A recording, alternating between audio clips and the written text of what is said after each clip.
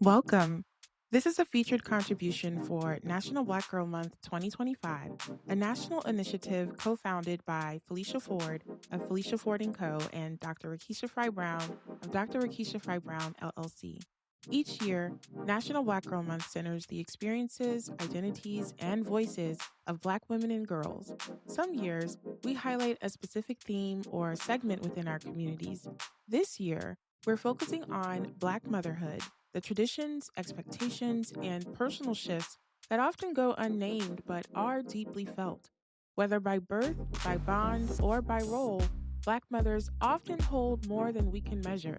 And yet, it's rare to have space to reflect on how that holding shapes us.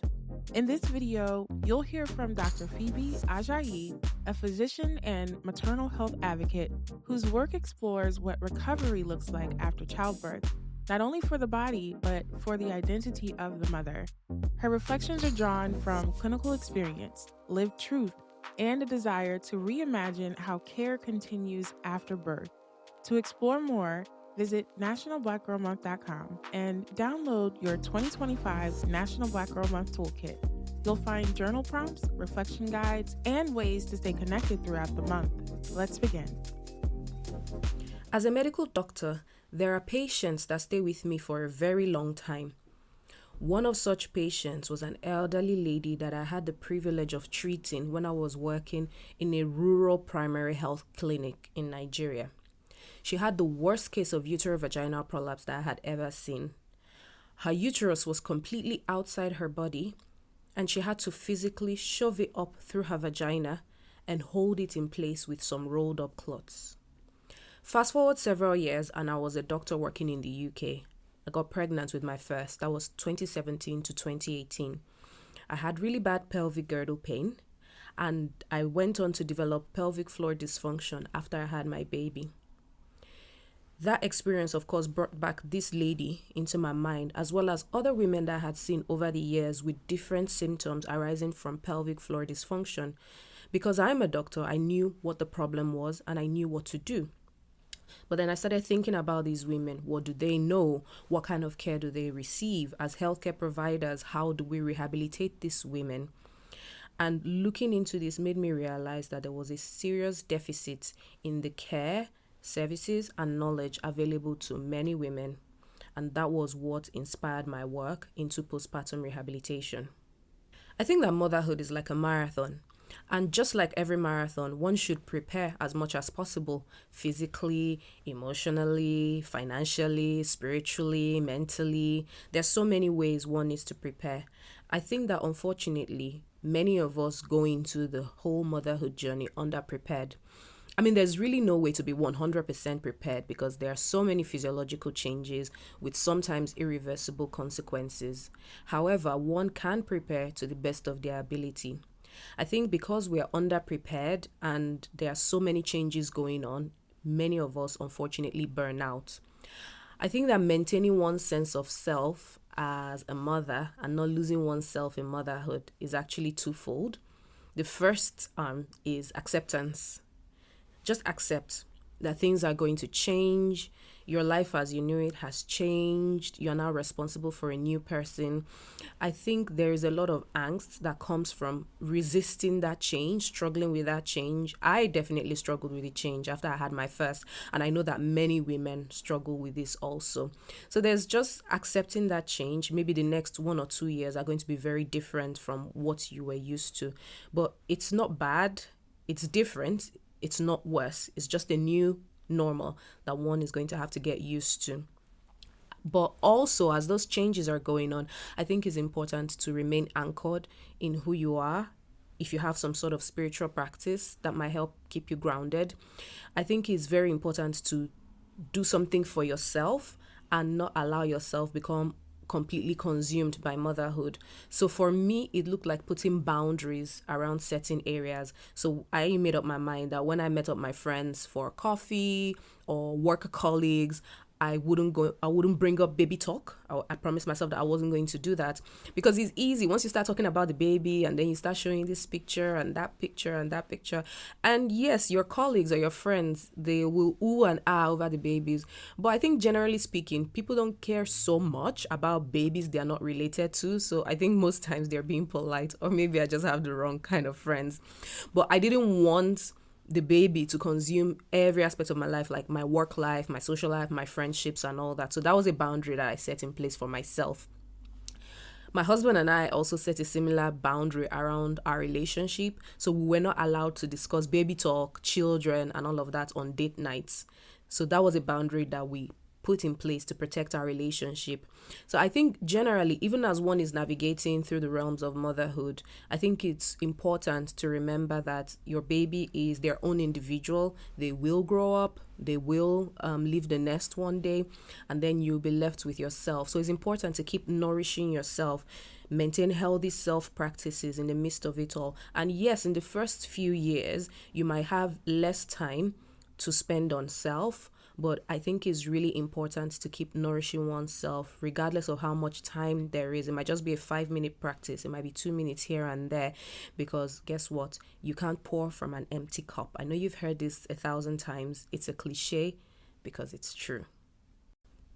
There are so many gaps in providing women with good pregnancy and postpartum care. I think on a global scale, we have this attitude generally of, oh, you've had the baby, you know what to do, now crack on with things, even when she's had a cesarean section. But I think we could do more to support new moms in this time. I think that every woman would benefit from optimal social and emotional support, because as we talked about earlier, it's been a long period of physiological changes, physiological stress, mental changes, and in the postpartum period, things are still changing. So I think every mom needs emotional, physical, social support. We need communities around us. Also, in my ideal world, every woman would have access to a birth debrief. I had one with my first. My first was a complicated, high-risk pregnancy and delivery, and I was in labor for several days. And it was just helpful for me to be able to sit with a healthcare professional who went through my medical records, walked me through the whole process, because I realized in retrospect that I was disorientated for a significant portion of the labor. So that was because of sleep deprivation, the medications, the pain, everything. So just walking through it all with a healthcare professional, just sort of, it was like filing things away in their appropriate folders. And that just helped me to process everything that I went through and to move forward. Also, in my ideal world, every woman would have access to a full in-depth examination by a pelvic floor therapist postpartum. And this is because there are a lot of pelvic floor changes during the pregnancy and during the labor itself. It doesn't even matter if you have a cesarean section or a vaginal delivery. Every woman would benefit from access to an in-depth pelvic floor examination and rehabilitation program. And I think this will help prevent long-term complications like incontinence, prolapse, back pain, etc. Contrasting the UK and Nigeria, I think there are things that we get right on either side. So in Nigeria, we have this practice called omugwo, and it's basically a female relative, usually the new mom's mother. And if her mother is indisposed, it might be her mother-in-law, an auntie, whatever. So it's usually a female relative, sometimes more than one. And they go to her house to look after her when she's just had the baby. So they take care of all the household chores. They run the household, the washing, the cleaning, the cooking, the shopping. They do everything. And basically all the new mom has to do is rest and breastfeed. Rest and breastfeed. And not only that, but they will make some traditional recipes that are supposed to help her on her rehabilitation journey.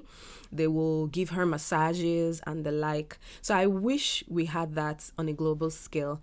In the UK, it's more of an individualistic society, so I don't really get to see much of that. And also because of the high cost of living, there are many women having their children and their own moms are still in full-time employment, so it's not always easy for them to be able to do this. But one thing we do get right is we have good midwife support in most parts of the UK. After the baby is born, the midwife comes to visit on several days in the first 2 weeks, and thereafter another specialized nurse called a health visitor supports the new mom and the baby.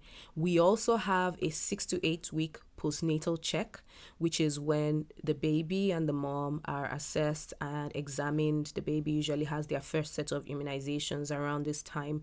Now, for the mom, the healthcare professional, usually a GP, will ask questions around the mental health, pelvic floor symptoms, and all of that. So that's great that we have that in the UK. I do wish we had longer appointments for this, and I do wish every woman got to have a pelvic floor examination by a pelvic floor therapist. Though there is something called the Mommy MOT, which is a program where you do have to pay for this to get an in-depth assessment by a pelvic floor therapist, and obviously because it's paid and because there are not practitioners everywhere, it's not readily accessible or affordable to all. My book is called After Birth, Postpartum Rehabilitation of the Body and Mind, and it tells you everything you need to know about postpartum recovery. I talk about it in not like a doctor telling you what to do, but like a friend. I say sometimes as a joke, I say it in my "hey girl" voice, not "I'm a doctor, listen to me," but whatever. Anyway, saying that, I would say there's a Nigerian proverb that says, whenever you wake up is your morning. So I know that sometimes people say, I wish I had known this earlier. I wish I had known that. I wish you can't really go back in time. The best time to start was maybe 5 years ago. The next best time to start is now. So I know women who started their postpartum rehabilitation 5 years, 10 years, 15 years, 20 years postpartum. Whatever the time, it's not too late. Now is your morning, so start. Thank you for engaging with this featured contribution for National Black Girl Month 2025. To learn more about Dr. Phoebe Ajayi and her work, visit phoebeajayi.com or find her book, After Birth, Postpartum Recovery of the Body and Mind, wherever books are sold. That's PHOEBEAJAYI.com. If this reflection resonated with you, explore more resources and conversations at nationalblackgirlmonth.com, and don't forget to download your 2025 Toolkit. You can also listen to the featured episodes for National Black Girl Month on Impact Innovators with Felicia Ford podcast, wherever you listen to your shows. We'll see you there.